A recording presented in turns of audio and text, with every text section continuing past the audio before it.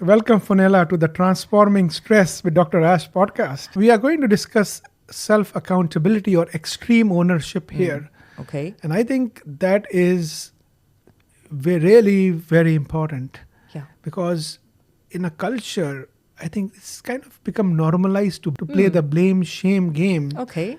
And I wonder, what is your experience about this? When you say that, I'm thinking about hierarchies. And I'm thinking about people not really digging down into what's gone on, what has gone wrong. I just want to pass the buck. I don't want this to land with me.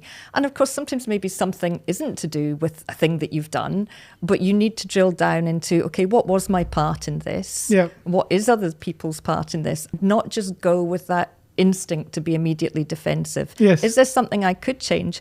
And perhaps in being able to own that, other people are more likely, perhaps, depending on your culture, to own their part in it. So I think there's something in there. We get to this much later in the book, of course, into corporate values and how they might clash with your individual core values. But there's something very much in, as humans, we need to be able to see, okay, what did I do? Could I change that? Because really the only thing I have control over is how I behave and what I can do. And certainly I can talk to other people about what our collective role has been. But yeah, when you talk about that there is this disowning of what's happened. I know it might be a very instinctive to get into that cycle of, oh, what happened, what somebody did. Yeah. But if you really want to thrive in the most challenging of the environments, we have to take extreme ownership. You have to take full accountability that I am going to not get into that cycle of blame, excuses, and denial. Yeah. That's why you see the picture I've showed in the book is a frog who says, okay, I'm not going to get into that blame, excuses, denial. He's making that choice to climb the stairs. Now that path is hard. Yeah. Because you might get sucked into that cycle of blame and excuses. But that's a cycle. Yeah. But you make a conscious choice and you're driven by your own values, goals, and you take massive action with 100% commitment and responsibility, and you are able to see the superhero version of yourself. And exactly. And there's other elements in that picture. I can see there's the steps and the things that are below the steps. And So as you can see below the steps, there is the rocks of the blame, excuses, and denial. Yeah. And when you're taking the steps, that requires energy. Yeah. That requires positive action. Yeah. That requires hard work. Yeah. That's not the path of least resistance. Yeah. Yeah, and it's also making me think about the fact, Ash, that you have grown into leadership roles professionally, and also in your work as a coach, that's a place that you've been headed towards. And it seems to me like it's very important that people in leadership roles do hold themselves accountable. Because maybe nobody else is going to. Maybe if you're in a hierarchical structure, maybe things are going to keep going wrong because of something that the people at the top are doing, and nobody's going to question them.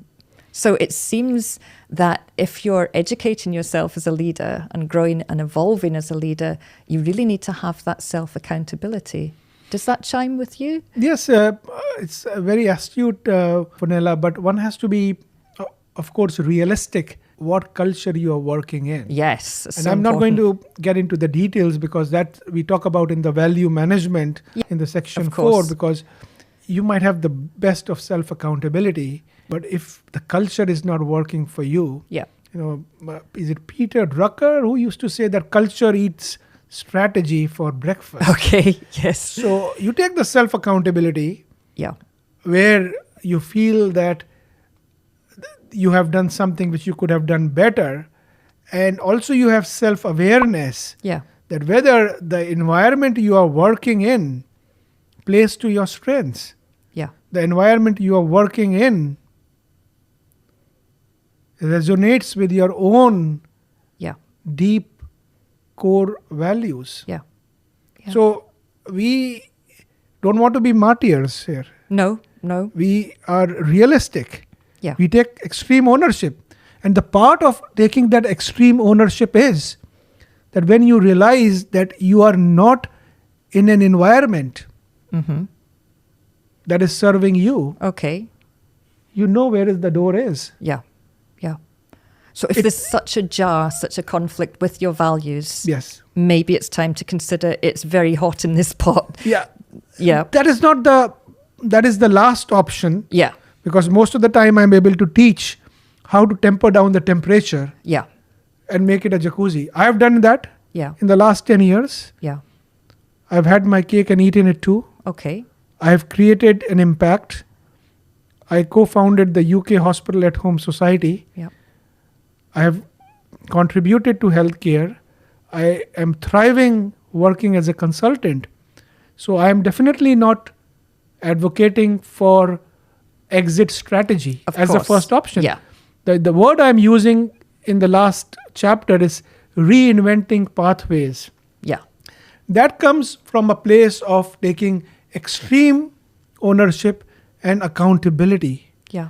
That Yeah. if we realize that we have done everything, Yeah. if we have taken a stock Yeah. of our own strengths, Yeah. of our own values, Self-awareness, self-reflection, self-discipline.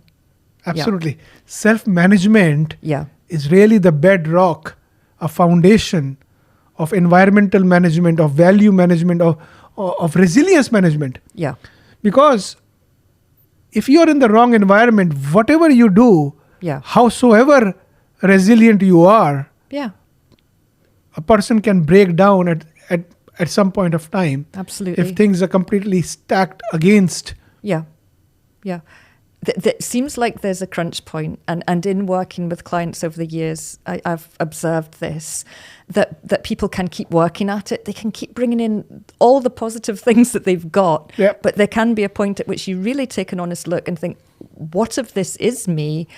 And it's not about, as you say, having a sort of martyrdom feeling of, Yep. yeah, I am hard done to. It's just saying, no, this is not the right environment. And maybe I can take what I've got to somewhere else. And I will be able to bring in all of the strengths that I have and use this. It's about being able to assess this. It's about being able to assess. Yeah. Or maybe there is a point in the organisation you're with, maybe you can talk to other people, maybe you can start to make some change, or maybe not. But you have to know what your part in it is. Yes, that is the key, Fionnuala. Yeah. So my system starts with diagnosing yourself, Yeah. managing yourself, Yeah. then diagnosing the environment, Yes. and then managing the environment. Yes. So it's not blame or shame approach. No. Even with you are being compassionate. You're Yeah. taking a full stock. Yeah. What is my diagnosis? What are my strengths? What are my weaknesses? What are my values? That is a part of your own self-diagnosis. Yeah. Then how do you manage that? Yeah. How do you develop resilience? Yeah. Then you diagnose the environment. Oh, this is the environment conducive to my work. Colleagues are good. The culture is good. Yeah. Am I having the positive emotions every day? Am I Yeah. able to contribute? Am I able to grow? Yeah. And then you manage the environment. Yeah. So this framework, the Boiling Frog framework, empowers you Yeah. to be able to do that in a very holistic way. Yeah. Now, far away from blame or shame. It Yeah. gives you a realistic account, but you have to make that choice. Yeah. That choice has to come to take that 110% commitment and responsibility. Yeah. And then when you see a new version, you see the superpower me. Yeah. Yeah. Who can move on and thrive. And you've spoken to me about it. Again, this is a concept that blew my mind. You talked about post-traumatic growth, because we think of trauma as something that might really halt someone. Yes. And that just being able to reclaim some of your life would be a huge achievement. But you mentioned post-traumatic growth to me. Tell me a little bit more about that. So, Fionnuala, a very profound question, and we are going to discuss about this entire thing in the next section. Okay. You've already sown the seeds. Right, I'm That going to is look forward to about that then. the resilience management. Yeah. Now, when challenges come, Yeah. you want to give the name of trauma, or I would say an event, or any kind of challenges come Yeah. in your life, you can people generally have stress response. Yeah. Whether it is acute stress response or post-traumatic stress, but also you have something known as post-traumatic growth. And what is resilience? Okay, you take a rubber band, you stretch it, and it goes back. Okay. But in post-traumatic growth, you go beyond resilience. Okay. Because there is a new normal. Okay. There's a new normal. Like a recalibration. Like almost. a recalibration. Yeah. But you have to have that mindset, a growth mindset, to be able to embrace those challenges, shift your perspective, and we will go into the details in both the second and the third section, where we talk about the post-traumatic growth and beyond resilience. Amazing. And all of that is supported by those self-care habits as well. Perhaps by putting good self-care in place, we can create the conditions that would help us in those situations of extreme stress. Exactly. Self-care, self-awareness, self-reflection, self-accountability, self-discipline, all of them are foundational to bring you to that level that you are able to do that. So because what our end point is, you want to be comfortable in a jacuzzi. You want to be relaxed, you want to be happy, you want to be positive, you want to be joyful, you want to have gratitude. Because that's what you have signed up for. And think of people going out into the world from that place. How much compassion you can have, how much... I'm already smiling. I know, all that creativity. We need people to feel like that. Absolutely.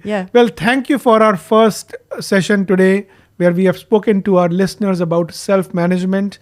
I think we have sowed some very profound seeds there, Fionnuala. This will be a really good foundation for talking about resilience management, talking about environmental management and value management. I'm really excited to have these conversations with you. I'm looking forward to all of that, Ash. Thanks so much. It's been a real pleasure. Thank you very much. And thank you for joining me at the Transforming Stress with Dr. Ash podcast. And it's really lovely to continue this journey with you in Glasgow, in the most beautiful Scotland. And you've got Irish roots, and in Ireland, absolutely, that's where Fionnuala comes from. Fionnuala comes from. In Ireland, we don't say goodbye; we say until we meet again. Definitely, until we meet again, Ash. Thank you, Fionnuala. Thank you.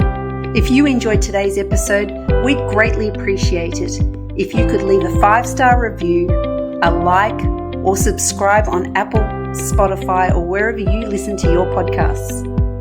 We'd love to hear your thoughts, so don't forget to comment and share. For more tips and updates, please be sure to check out our social media links in the description box below. We can't wait to have you with us next time as we continue this journey towards turning stress into resilience.